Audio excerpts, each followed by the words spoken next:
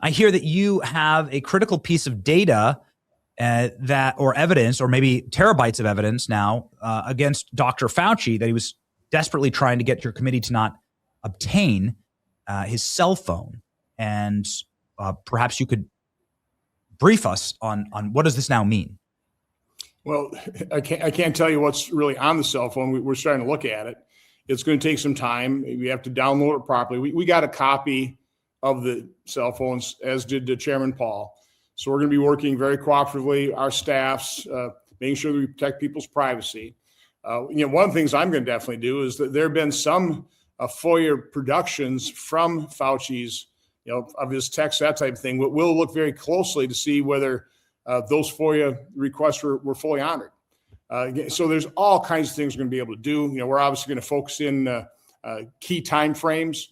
I'd be really interested in text between the people that participated in the January 2020 and the early 2020 exchanges where these people who got grants from Anthony Fauci thought it was the virus was probably man-made, and within a couple of days, based on those phone conversations, conference calls, all of a sudden, oh, that's conspiracy theory, and this obviously sprang from nature. So again, these investigations take time. The nice thing is now we have a lot more documents. You compare one set of documents with another set of documents, you start finding out, oh, this is missing. They were supposed to turn these records over to us. We've got them here, but they're missing over there. And you start putting together a case of nothing else, obstruction of federal records, which we know exists. So this exists. Obviously, there was obstruction before the committee just last week, and now the contempt vote was just confirmed in the Senate. Can you update us on this? Chairman Paul held a business meeting where we voted contempt Congress's party line. I mean, Democrats continue to raise Anthony Fauci up as St. Anthony, and he can do no harm. And, calling this the hearing last week just a travesty. What was a travesty about is the fact that Anthony Fauci did not answer the questions the American people deserve to have answered. He did an interview. I can't remember exactly where. Saying, "I'm not afraid of congressional oversight. I'm happy to talk to any oversight committee. I've got nothing to hide." Well, until he actually sat before oversight committee and found out he had all kinds of things to hide. He had everything to hide. Why would you plead the fifth so many times if you had done nothing criminal? Yeah, precisely. And the beauty is we've got people like Josh Hawley, Ashley Moody, who are state's attorney generals, are prosecuting attorneys. They know the law. And I love it when, Josh interjects and rebuts what the Democrats are saying.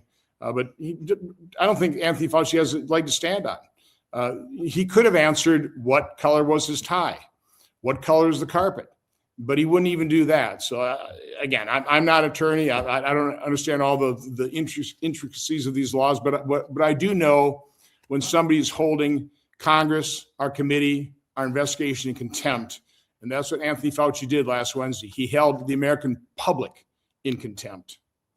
So now where does this go? Directly to the DOJ, we've heard. Rand has been on our program and told us this. Right. Well, that's up to the chairman, and we'll see what the Department of Justice does from here. Can you architect for us what could happen there at the Department of Justice?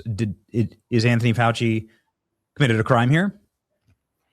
Again, I'm not a lawyer. I'm not a prosecutor. That'll really be up to Todd Blanche and the people who work with him. Okay. What about if you find that he's withheld federal records on his phone, and he's, is that a continuation of a crime? Well, unfortunately, he's been granted pardon for those types of actions, right? Mm-hmm. And he's a sweeping pardon up through, and he resigned, and those devices were held by HHS before the end of the Biden administration. So again, I understand exactly why President Biden gave him a pardon, because he is culpable. I think he is a criminal, no doubt about it. And a criminal that literally has the deaths of how many people? 7 million people. Funded gain of function research, knew all about it, knew about Wuhan, China, covered that up. But then, I'm sure he was participating in the sabotage of early treatment with things like hydroxychloroquine, ivermectin, so he could get his experimental gene therapy. Again, he wouldn't answer the questions. Did he know what Peter Marks found out within 3 months about the safety signals screaming at them? from those experimental gene therapies, told no one, denied to this day. So again, you take a look at the entire width and breadth of the pandemic, our miserably failed response to it. Anthony Fauci, if there's one person you can point to that was responsible for our miserably failed response to COVID, the deaths of millions, it's Anthony Fauci. I mean, how much bigger crime has ever been committed in all of history? And yet the Democrats he's still on that pedestal, and they refuse to pull their heads out of the sand, open up their eyes, and understand what so many of other Americans are concerned about and want accountability for. What about a state prosecution? The state of Florida is moving in the direction of prosecuting Anthony Fauci. Right now, it's an investigation. The Attorney General, James Uthmeyer, was up in D.C. working with Rand this week, and perhaps you. Will you be turning over the cell phone to the AG of Florida? Will you be cooperating with that? No, absolutely. I met with the Attorney General last evening. We will absolutely do that. I know Coach Tuberville, probably be the next governor of Alabama. He's vowed to make sure that Anthony Fauci is in court every day for the rest of his life.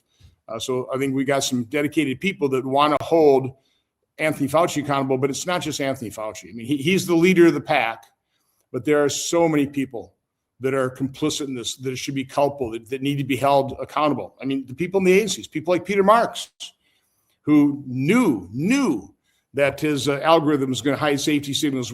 Senior officials were shown the safety signals, including sudden death, sudden cardiac death, pulmonary infarction, which Anthony Fauci suffered from in June of 2021 and told no one. Okay, so again, there's so much coming out right now. You know, my concern is, I understand the urge, just move on, let's go on with our life, but we can't.